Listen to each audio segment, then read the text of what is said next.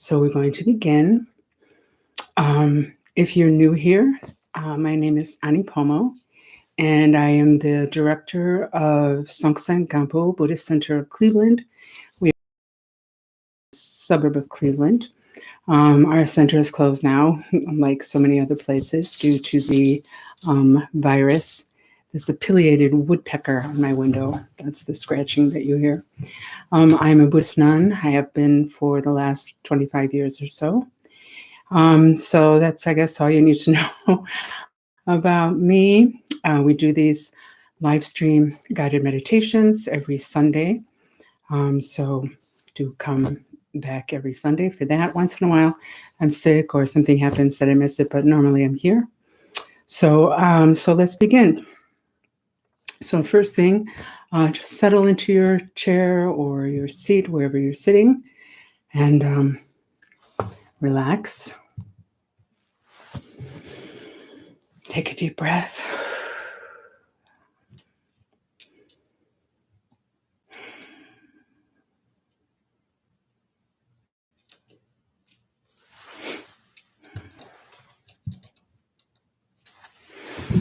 Okay, so we want to begin with our Bodhichitta Motivation. It's a Sanskrit word. Bodhi means awakened or enlightened. It's the same root as the word Buddha. And Chitta means the mind and heart together. So from the Buddhist point of view, not really separate things. So Bodhichitta literally means enlightened mind-heart. But the definition is the wish to attain enlightenment for the benefit of all sentient beings. So what that means is that the entire goal of this path is to benefit others, ultimately to benefit others. We are practicing, sort of improving ourselves, in quotes. We're working with our mind, let's say that. We're training our mind in order to develop the qualities that are necessary to help others, to be there for others, to have the maximum qualities that are necessary to benefit others. So unless and until we're enlightened, we're going to be limited by what we can do for others. It doesn't mean that we need to wait until we're enlightened before we do anything. Of course we don't, but it means that the best way and the most efficient way and the way that we can make the most impact is to attain enlightenment. So at the most simple terms, let's just form the motivation that for the time we spent together this morning, that it benefit others, including ourselves.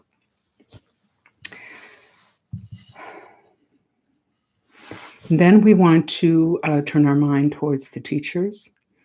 In our case, we're really fortunate to have a connection to Jigme Khyentse Rinpoche and Tugu Pema Wangye Rinpoche, who are our two main teachers, as well as Taku Mata Rinpoche and other lamas as well. So the point of bringing our mind towards the teachers and turning our mind towards the Buddha and this line of enlightened beings from the Buddha down to the present day is so that we understand a few things. One is that this path is actually a tried and true path. It's not something that was, created by somebody after a mushroom trip or, after just, I don't know, some dream they had or something, and they created this thing and they have no idea really how it works or what the benefits or pitfalls are going to be, and they just throw it out to the public and hope for the best. This is something that has been producing enlightened beings for, a couple millennia now. So we want to have trust, so trust in this path, and then trust in the teachers as guides and as examples of really what is possible on this path and what an enlightened being looks like. So for that reason, we have a lot of respect for them and gratitude. So that's why I bring them up. Just going to adjust this a little bit because I feel like I'm shrinking. There we go. Okay. So today's Mother's Day. So for all the mothers out there, I wish you happy Mother's Day. And for anyone who finds this day painful for whatever reason, I hope the day lands gently for you. All of these different holidays, we really need to, keep in mind that it's not always a happy day for everyone. Christmas, Thanksgiving, all of these different things can be hard for people for various reasons. So it's good to keep that in mind in the midst of our celebrations also. So today I want to discuss mother sentient beings. So what do we mean by that? The Buddha taught that we have all been circling in cyclic existence since beginningless time. So let's explain what that means first. So cyclic existence is also called samsara in Sanskrit. So it's this round of birth and death and birth and death and birth and death. So that's from the Buddhist understanding, is that we're born and we die and then we take another form and then we live for a time and then we die and then we take another form and so forth. So, and that's been going on for an extremely long time. So based on that, the Buddha taught that every single sentient being, so sentient means with consciousness. So humans, animals, and then there's other realms as well that we cannot see. So all of these beings have at one point or another, since beginningless time, been our mother, right? And he emphasizes not just our mother, but our really kind mother who has cared for us deeply, who has, put us first, who's really been so kind to us. And when Tugu Rinpoche, Tugu Pema Wangpa Rinpoche talks about this, he really goes into great detail, and in a very sweet and sometimes quite humorous way when we think about it, He says, like we don't even want to have, like if a stranger comes to our house and, knocks on the door, we don't even want to let them in, by this stranger. But our mother let us into her own body and kept us there for 9 or 10 months. She could have kicked us out, right? She had that choice. She could have kicked us out, but she decided to keep us there, right? And we caused her a lot of problems. And then any of you who had a baby know what that is, right? Or have seen or been close to a pregnant woman knows what that is, yeah? Pushing up against her bladder, crushing all her organs, her feet swell up, and there's a lot of fear around that. What's my baby going to be like, right? Is it going to be healthy, right? And all of that, yeah. I remember when, like my own mother, who is unfortunately since passed, but she was, I'm very, very fortunate to have had a really, really good mother. Really like textbook good mother, very kind, really sweet, just super patient, very, very chill. Like she was very Zen, she's a much better Buddhist than I ever was or probably ever could be, She really let go easily. She really took things easily, she didn't worry very much. Very good. But so she had 10 children all together, actually 11 because one was stillborn. And so you had 8 kind of back to back and then like 10 or 11 year break and then 2 more. And I remember when she was very heavily pregnant with one of my 2 little brothers. And she was just, at this point she was 41 years old. And she was so tired and so exhausted. And her stomach was just huge with this baby. And she had pulled the footstool out and she had her arms like this on the footstool so her belly could hang down so it wasn't weighing on her so much, And she just looked so tired. And I was maybe 10 or 11 at the time. And I said, Mom, is there anything I can do for you? Because I could just feel her suffering. And she said, oh, yes. Can you please make me a peanut butter and jelly sandwich and a big glass of milk? And I said, sure. I was so happy to do something, so I ran and did that for her. So, so Rinpoche talks about that, like how their bodies suffer and how kind they are. And then he says, and then we're born and we're just like this slimy worm, red and covered with goop, and oh, she just thinks we're the most beautiful thing she's ever seen, and she just holds us to her body, and we can't do anything. We can't do anything for ourselves, right? We can't eat, we can't walk, and she does everything lovingly, softly, really caring for us. And what do we do in return? We poop on her, we pee on her, we puke on her, and she doesn't mind. Oh, my baby, I love you so much, And he says, what would happen if you walked up to a stranger and you just puked on them? What would they do, they wouldn't accept that at all, but our mother just, oh, she loves us, And then as we grow, what happens? Our mother takes the worst for herself and gives us the best, right? Throughout our life, making sure we have the best that she can offer, the best clothes and the best education that she can manage, and enough food and good housing and, all of the things that we need. And she teaches us everything, right? How to eat and how to wipe our bum and how to clean and how to brush our teeth and how to read and how to write. Then when we get older, how to deal with our friends, how to be a good citizen, right? How to be kind, how to be polite. Yeah. And then as we go older and older, yeah, how to be a good friend, how to be a good girlfriend or boyfriend, how to be a good husband or wife. Then if we have children of our own, then she's the grandmother. Yeah. And if we're lucky enough, when she becomes old, we get to take care of her. And really, not just with our mother, but with our father as well, we should feel like it's a great privilege, really great privilege to be able to take care of our parents.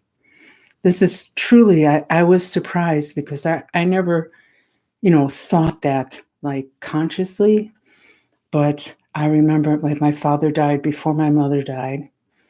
And when he died, and I didn't even really have a good relationship with him as he was not, he was much more difficult than her. But anyway, I still understood all the sacrifices that he made. Also, he worked like crazy. He really worried about us a lot. He felt a great deal of responsibility to make sure that we were safe and all those other things too, right? Housed, educated, fed, clothed, all of that. He took a great deal of responsibility for that too and worked very hard, right? So even though some other things were difficult between us, I still felt, really grateful to him. And when I could play a major part in helping him at the end of his life, I felt, wow, I'm so happy to do this. Like, what a privilege to be able to repay some of his kindness to me. Like, it's nothing in comparison to lift him out of his bed, to clean up after him, to dress him, to take care of his pain, to feed him. All of that was like, of course I want to do that. Of course I want to do that. He was embarrassed. He felt bad and he felt kind of like, I hate somebody having to do this for me. And I just told him, like, are you kidding me? This is literally the least that I could do. And the same for my mother. So, of course, I don't know. Nobody, but I don't know your relationship with your mother, with your father. I don't know. Okay. Maybe you had a really bad relationship with your mother. Maybe your mother passed away. Maybe your mother gave you up for adoption. You know, lots of things can happen, right? In any case, your mother was very important in you being here. Obviously, you would not be here without her. You would not be alive without her. So at the very least, we owe her that much gratitude. And for these practices of using this notion that everyone at one point or another in our countless previous lives has been our kind and loving mother, to see them in this way is an extraordinary practice, even if we don't buy it. Like, you don't have to believe that, okay, to do the practice. You're not obliged to believe in past lives, future lives, whatever. You don't have to believe that, actually, to do this practice. Why do I know that? Because when I first heard this teaching was when I was actually in Nepal in, I don't know, 1988 or something. And I heard this teaching, everyone has been your mother. And I was so upset by this teaching. I just thought, this is bull, what a stupid thing to say. It's ridiculous, and I got up and I left. I left the teaching. I was so upset. And, but I thought, well, let's instill an interest, kind of an interesting idea, And I remember sitting at this cafe in Kathmandu and just wondering, well, what would it be like, if I saw everybody like my mother? And fortunately, like, I really love my mother and I really had a good relationship with her. So if you don't have a good relationship with your mother, or your mother's not around or whatever, you can easily substitute someone else, right? Whoever has been really kind to you in your life, who's ever really cared for you. Maybe your father, maybe your grandma, your sister, your auntie, whoever, just put someone else in that. And whenever the teachings say all mother sentient beings, you can say all father sentient beings, or all parents sentient beings, which they do use sometimes, or all sister sentient beings, or whatever. You can always just fill that in. It's not really the point. The mother is not the important thing. Excuse me. Pardon me. I have to scratch my eye. It's very painful. Okay, hold on a second. Sorry. I know it's kind of gross. All right. Thank you. I tried to wait it as long as I could. Okay. So anyway, so I thought, it's an interesting concept, Let's see what it's like. So I'm sitting in this cafe and I see this woman, older woman, walking. She was little, like Nepalese are kind of small in general. So she was probably maximum 5 feet tall. And she was carrying this like bale of grass that was probably 7 feet high. And there they have like a band. They have like this thick band around their forehead that goes around carries most of the weight. And then they hold the band like this, and then they kind of bend over and they walk like that. Okay, so if you can picture that, this little tiny old woman carrying this huge bale that went, feet above her head and walking like that. Now, normally, okay, I would see that and I would say to myself, oh, that's too bad, right? I would say, I would feel a little sorry, like, oh, that's really, she's too old to be doing that, Like, why does she have to carry that? Too bad. And then I would go continue drinking my tea, right? But when I thought that woman has been my mother in a previous life, oh my God, huge difference, huge difference. I really cared about her suddenly, right? My heart really went out to her. And like, I just couldn't bear that she was going through that. And I thought, I just wanted to find out what I could do to change that situation. And I ended up actually asking around, is there anything I could do? And all the locals were like, no, honey, there's just nothing. There's nothing you can do. This is just how it is, So then I realized, like, even if you don't accept past lives, future lives, samsara, rebirth, blah, blah, blah, it's still a good practice. The point is to generate a sense of love and compassion and respect for everyone. Okay?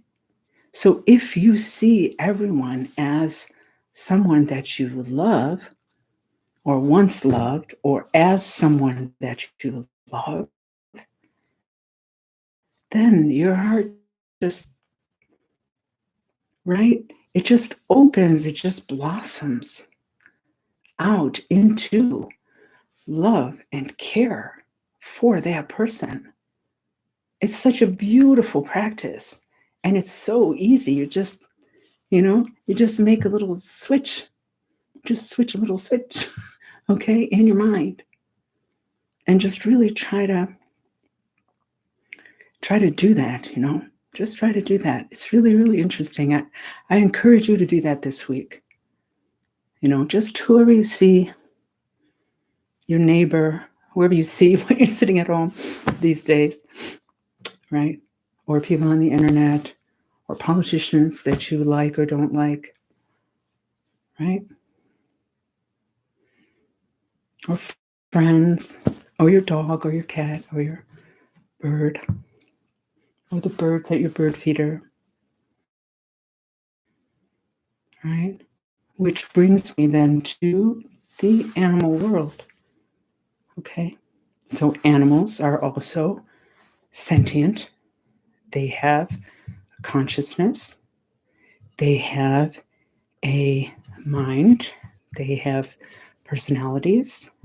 They have a complicated nervous system, which means they are capable of experiencing pain.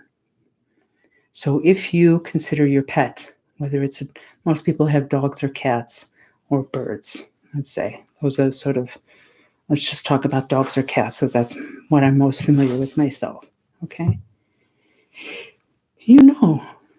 Actually, let's just talk about dogs. I'm most familiar with dogs. I have a dog, okay. So, like, your dog is capable of really complicated, complex emotions, right? They feel sad when you're gone. They feel happy when you come back. They feel guilty. They know, right, when they've done something wrong. They feel bored. They want to play. They feel playful. They have a lot of desire, right? Yeah. They have sexual desire also. Yeah. And they feel pain and they feel pleasure. So if you saw your neighbor, let's say, put their dog in a tiny little cage like this, where their dog couldn't even, like a long cage like that fit just the width and length of the dog. And they kept the dog in that cage. The dog couldn't even turn around. The whole life they kept the dog in that cage. You would call Animal Protective Services, right? Right? Or if you saw your neighbor pick up their dog by the hind leg while the dog was still alive, pick up the dog by the hind leg and tie him to a rope, pick up the dog by the hind leg, hang him from the tree, and slit their throat, you would be horrified. They say what cruelty to animals is a really good sign of a serial killer. It's like the first thing that a serial killer is, like a good sign of a serial killer is when they start to torture animals, right? A lot of serial killers began like that, torturing animals, right?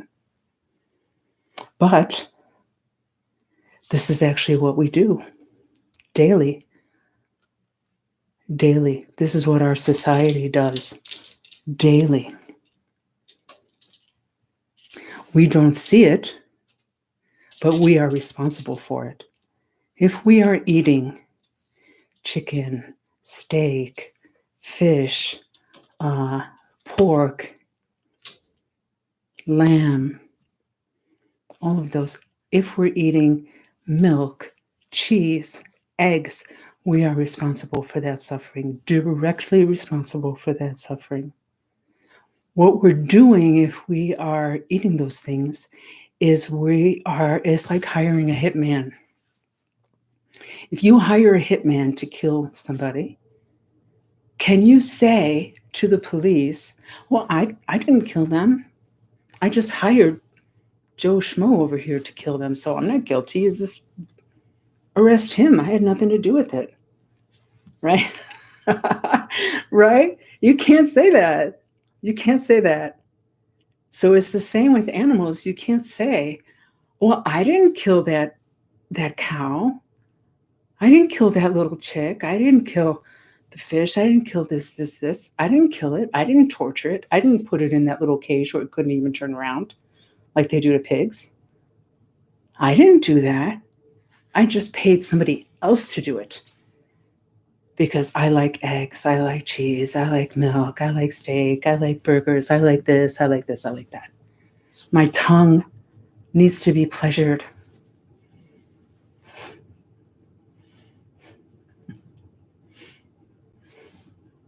Our mothers.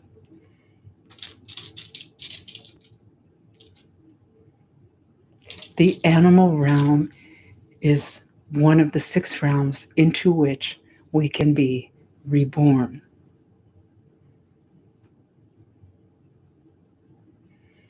When our consciousness leaves this human body, there are 6 different realms into which it can be reborn, and the animal realm is one of them. So all of those animals, all the cows, all the chickens, all the pigs, have been our mother in a previous life, have been so kind to us. Do we really want to just kill them for no reason? Like, for no reason. At this point in our society, in America, in Europe, and really almost the world over, there's really no reason to eat them or their secretions. There really isn't, you guys. It's so easy to be vegan. It's so easy. It's so freaking easy, especially now. With the internet, you can find anything that you like. Like me, I really like mac and cheese. I really like mac and cheese. I really like lasagna. I really like pizza. All those things you can make vegan. Delicious. Really delicious. I'm not kidding you. Cake, cupcakes, cookies, bread, vegan, no problem. Yeah, really easy. Even eggs. There's something called vegan egg and sausage. There's something called gimme lean sausage. It tastes just like regular sausage. It's so good. So anyway, all I'm saying, in restaurants, well, now you can't go to a restaurant, but when they open again, you will see there's vegan options at almost every restaurant now. So you could even go out and be vegan. So like my precious teachers who you see at the beginning of this video, I put their pictures. They're very, very strong on this,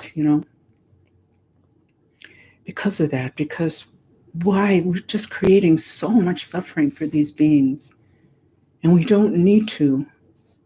It's not like, the Inuit in the old days when they didn't have anything to eat but whales, it's okay, they have to eat whales. That's not our situation now. We can go to the store and buy whatever we want. So we'll have to think like, maybe we think like, well, it's hard. I don't want to change,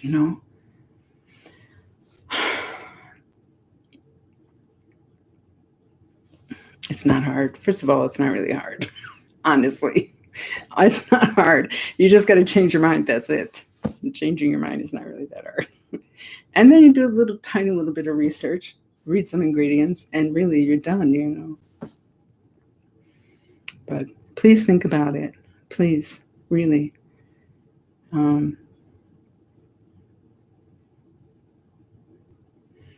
You know, you're good people, intelligent, you have a good heart. I'm really sure that if you saw what was being done to these animals, you really would not eat them anymore. You really wouldn't be able to stomach, pardon the pun, contributing to their suffering. I'm gonna just post something here. There's a really good video about this called Earthlings that I really encourage you to read, to look at here on YouTube. And there's another one called something like how the I can't remember. Anyway, I'll put it in there later. But I also wanted to point out this book. It's called Food of the Bodhisattvas. Okay, Padmakara Translation Group by Shapkar. So this is something that my teacher was very instrumental in creating. And there's a website, shapkar.org, where you can read all about it. And there's a bunch of resources there. And this is really like a bunch of Buddhist arguments and scriptural references to why we shouldn't eat animals. Okay, and there's also on our website, BuddhistCleveland.org. I think it might be there, why vegan, but the article is why vegan, which you can see under our resources. So that's something that I wrote. Some of the links are not current anymore, but I just explained why our teacher asked us, why we ask for vegan things at our center, and different resources and things like that. So to help you out, if you hopefully decide to go that way and not contribute to this suffering anymore. Okay. Thanks for listening to that. I please consider it. Okay. Thanks. All right. So let's do some meditation now. We're going to start with mindfulness of breathing practice to begin with. Okay. So if you are first, I'll explain the posture, and then I want to just talk about, before I do that, I want to explain what we're doing with the mind and sort of what is the point of this practice. Okay. So the aim of this practice is to be able to focus, to be able to focus the mind, to be able to kind of train our mind in awareness. Okay. So it's important to know that from the Buddhist point of view, we start from the point of view of basic goodness. Okay. Meaning we already have within us all the qualities of enlightenment. Okay, so the path is a matter of just like awakening these qualities in us. It's not introducing something into us that we don't already have. All right, so awareness is one of those qualities. We have awareness when we, like when we're driving, for example. Do you remember driving? So when we're driving, yeah, and we kind of have really just gone off into some kind of dream world, right? And then suddenly we wake up, that's your natural awareness. We sort of go, oh, I'm at this exit. That's your natural awareness arising. Yeah. You sort of got really dull and distracted, and then, your natural awareness arising. We're just trying to make that stronger and longer. Okay. So when we do this practice, we're going to adopt this posture, which I'm going to show you, and then We're going to focus our awareness on the sensation of the breath coming in and out of the nose, all right? And we're going to let the thoughts come and go, all right? Sometimes people think, oh, meditation's about stopping the thoughts and being without thought. That's not what it is, okay? It's just not following those thoughts, not engaging in those thoughts, okay? So what that means is, let's say that you're sitting, right, and you're focusing on the breath. So wait, before I continue there, when I say focusing on the breath, I don't mean like, focusing on the breath, okay? I mean like you're aware of the breath, you're very relaxed, your awareness is relaxed. You're also aware of like where you're sitting, the sounds around you, how your body feels, you're relaxed. Your mind is really spacious, but you're aware of the breath, okay? So you're aware of the breath. Thoughts will arise. The thought will arise, dwell, and disappear, to be replaced by another thought arising, dwelling, disappearing, and so forth, on and on like that. Okay? So what we want to do is keep the awareness on the breath, let those thoughts just come and go. We don't judge them. Okay? We don't try to stop them. And we don't follow them. Just let them come and go. Okay? What we want to avoid is, let's say that you're sitting there and thought arises, oh, I have to go shopping. What you want to do is just let that go. It'll be replaced by another one. So because your spine is straight, the back of your neck is also straight. That means your chin is going to be tucked in just a little bit. Not like this. Not like this. Okay, just tucked in a tiny bit. Mouth is closed but relaxed. Tongue resting on the roof of the mouth. Breathing through the nose. The eyes are open, sort of looking down halfway. So if you look straight ahead and then you just lower your eyes about halfway, that's a good lowered gaze. Okay? Bring your awareness to the sensation of the breath coming in and out of the nose. Let the thoughts come and go. If you get distracted, just bring your mind back to the breath. Simple as that. I will ring the gong to start and also to finish.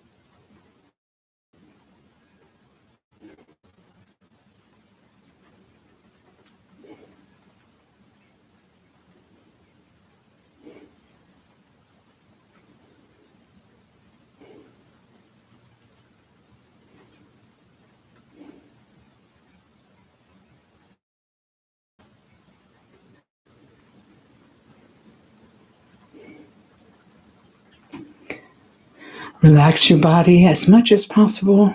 Check your shoulders and your arms while maintaining the posture.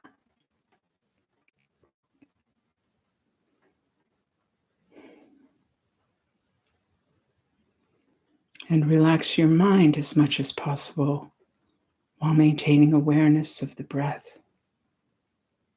Trying to keep your mind in the present moment, here and now.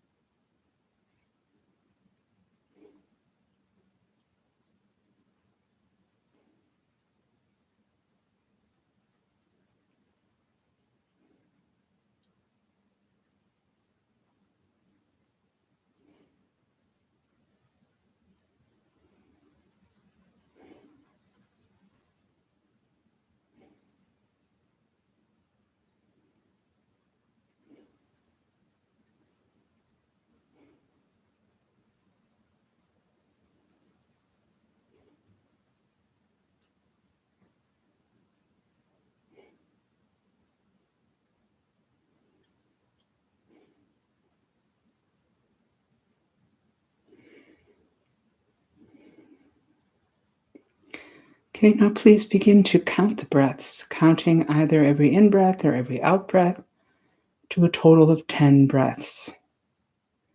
This will help us to realize more quickly when we've gotten distracted.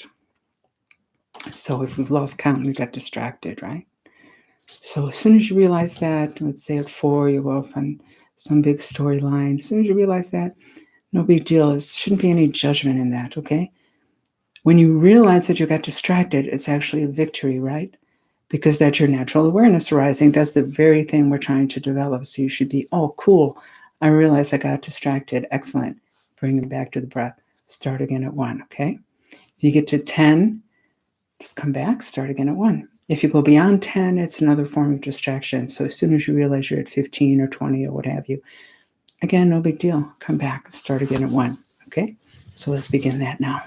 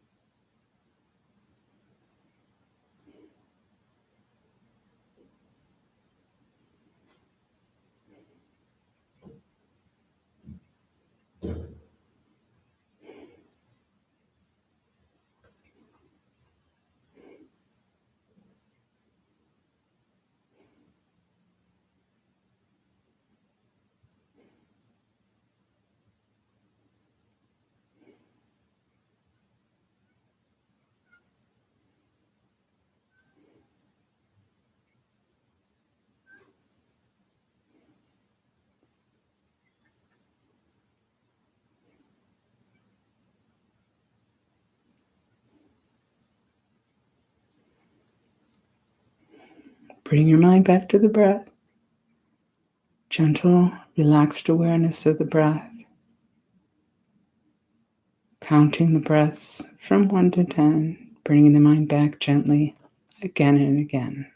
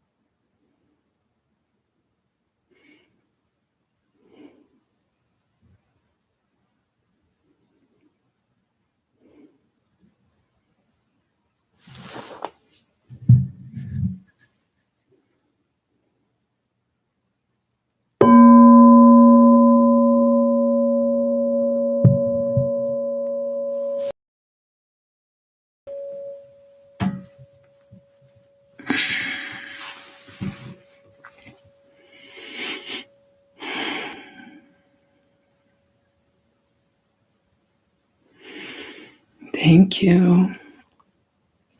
Okay, now we're going to do a practice called Tonglan, or the practice of exchange. So this practice is specifically for developing our natural innate compassion, okay? So there's various individuals that you can choose to do this practice with. Today we're going to choose our mother or whoever was the most kind to us in this life. Okay. Now, that person can, if they're still alive, we can use them. And if they have already passed, we can also use them for this practice. We can also focus on them for this practice. Okay. So the first thing that we're going to do is I'm just going to guide you through the practice because I don't have time to explain it first. Okay. So what I want you to do is, again, take the posture. But in this practice, if you want to close your eyes, that's fine. Okay? It's not as important as the other practice. So I'm going to ring the gong. Just listen to the sound as long as you can hear it. And then just let your mind rest. So kind of just let your mind settle. You're not trying to focus it like we were just now, but at the same time, you're not distracted. Just let it settle. Okay.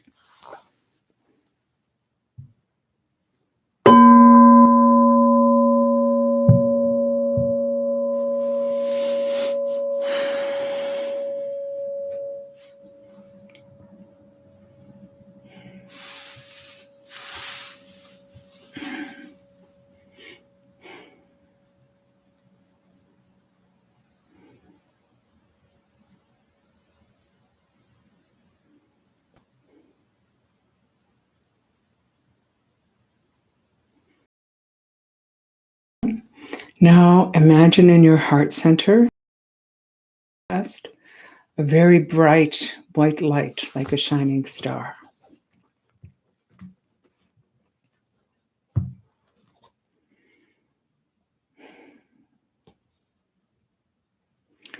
And then consider that you're breathing in gray smoke.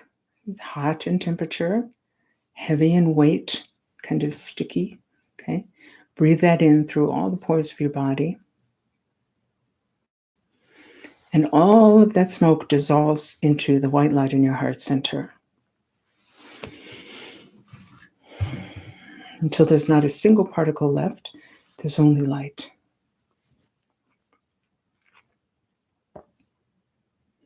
Now consider that you're breathing out this white light, cool in temperature, clean, clear, very bright, light in weight, through all the pores of your body in every direction. So it's just kind of practicing, okay? Now picture in front of you your mother or whoever has been most kind to you in this life.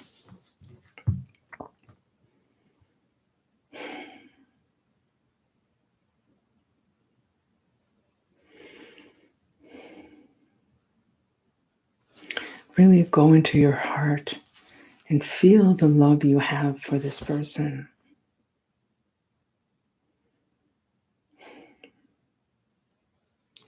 Recall their great kindness to you, their unconditional love for you, the sacrifices they made for you, the safety and security they provided for you.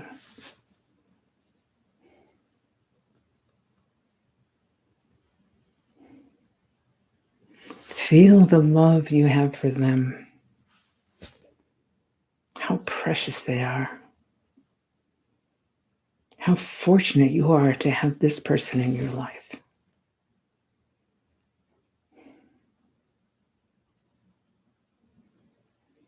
What a gift.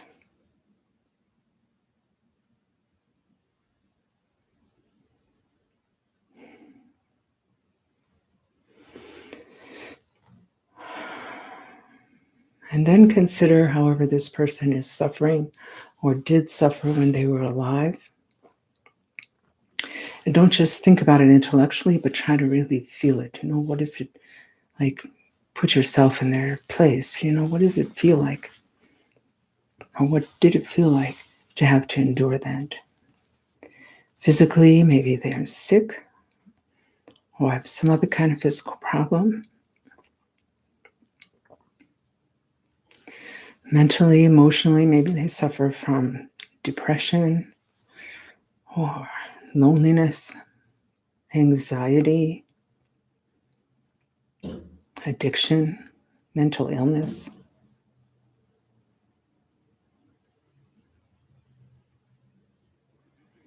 Maybe they have money problems, work problems, marriage problems, family of origin problems. When you think about these things, again, don't just keep it in your head, but feel, what does it feel like to have to endure that? Or what did it feel like to have to endure that?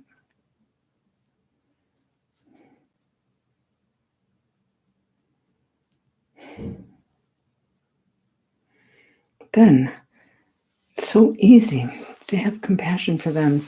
You love them so much, right? So, of course, you want to remove that suffering, isn't it? So, you just imagine all their suffering, whatever it is, takes the form of this gray smoke, hot and dark and heavy.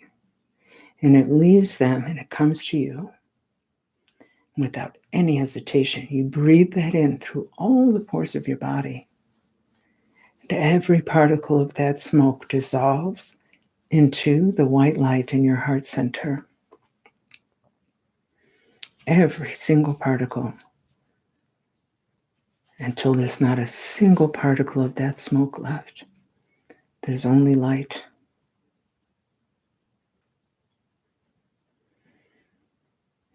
And then you offer your mother or this person everything that you have that is good.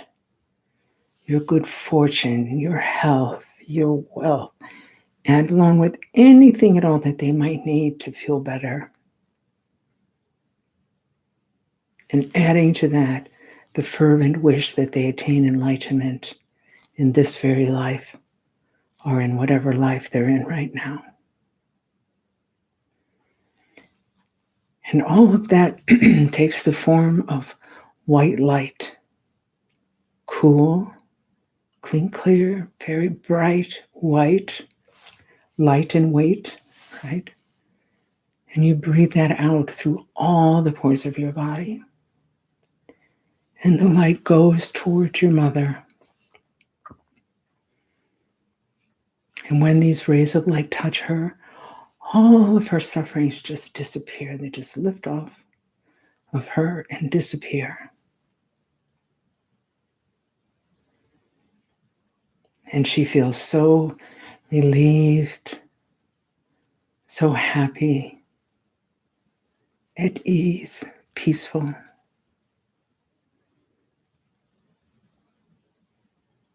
And you feel so joyful for being able to do this for her.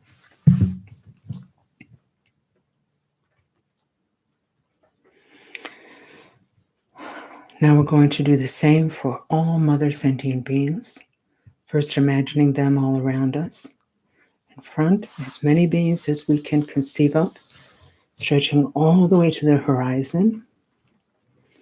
To the right, again, as many beings as we can imagine, all the way to the horizon. Behind, as many beings as we can conceive of, all the way to the horizon. And to the left, again, as many beings as we can imagine, all the way to the horizon. So now we're surrounded by a sea of mother sentient beings who the Buddha taught have at one point or another been our kind and loving mother. But as I said, even if we don't accept that, we can still pretend, we can still consider that. We can at least consider that they deserve happiness, love, safety, compassion, just like our own mother does.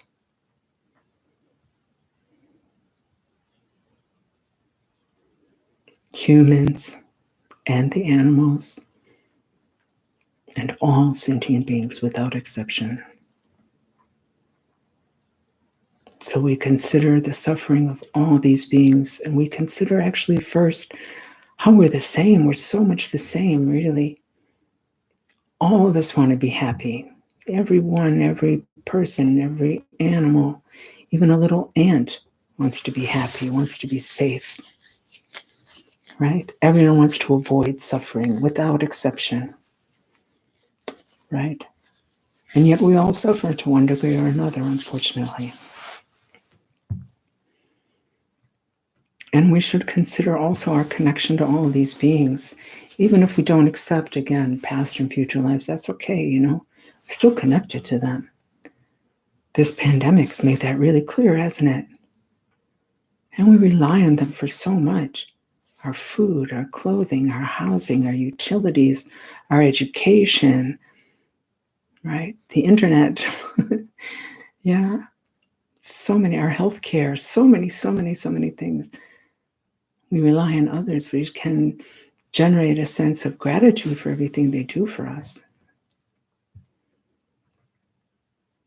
So considering those things, and then considering all their suffering, whatever it is, physical, mental, emotional.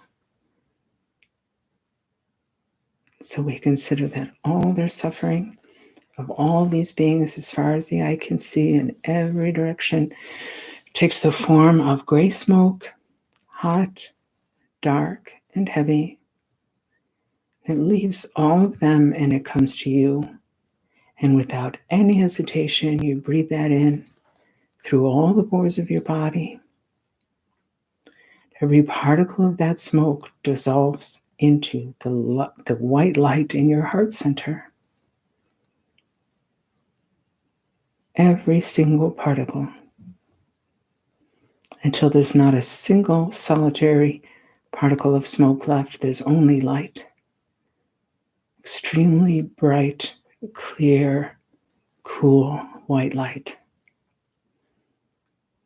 Now you offer all of these beings without exception your own happiness, giving it away, considering you don't have it anymore, you're giving it away to them. All of your good fortune, anything that you have, along with anything that they might need to feel better, to have less suffering. And adding to that the wish that they attain full and complete enlightenment in this very life, and be free of suffering once and for all. And all of that takes the form of white light, cool, clean, clear, very bright. And we breathe that out through all the pores of our body so strongly, like we're the sun. It goes in all directions as far as the eye can see. And when these rays of light touch all these beings, each individually, their suffering just lifts off of them and disappears into the sky like fog in the morning sun. And they feel a tremendous sense of relief, peace, happiness. And you feel really joyful for being able to do this for them.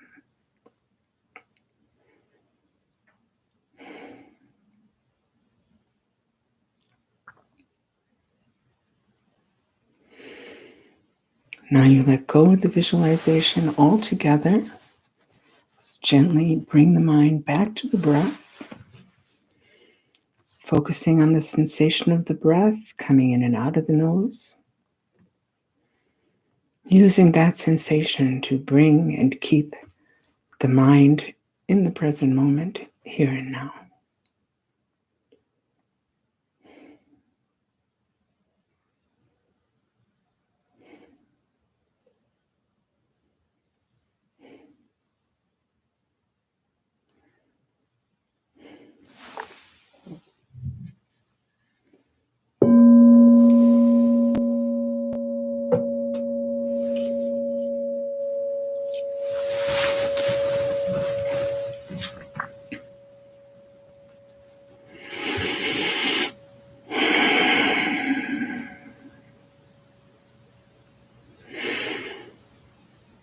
Okay, so I'm going to dedicate the merit for the benefit of all sentient beings.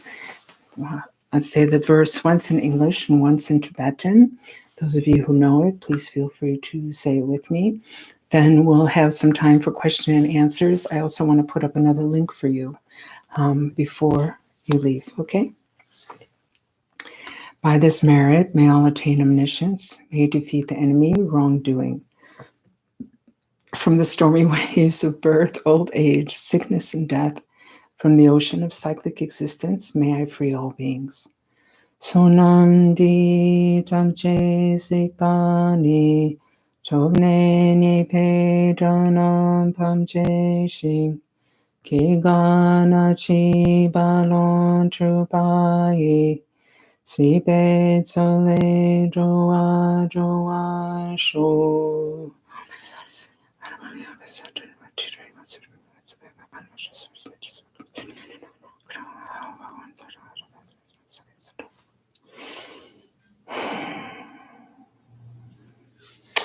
All right, thank you so much. So I'm just going to put this other link of this website that Rinpoche had set out. So there you can find a lot of information. Okay. Oh yeah. So if you go to our, let me see. Let me just find the link for you. We're starting a new class on Tuesdays called The Heart of Compassion. You can still sign up for that. It's running every Tuesday from 6:30 to 8, called The Heart of Compassion. It covers the 37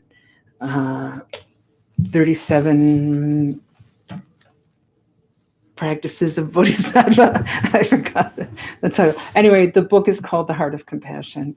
And if you click on the link that I just put up there, you will be able to find out more details and register for the class if you want. It's 3 semesters, like 18 weeks, I think. 3 times 6. It's 18, right? 3 semesters of 6 weeks. It runs a little bit into the summer. So please feel free to sign up for that if you like. Yeah. So sign up for the newsletter if you want. Oh, that's in the description below. And if you have a question, now's your chance to ask a question. I only wait 1 minute or less, 30 seconds. So if you want to ask a question, go right ahead and ask a question.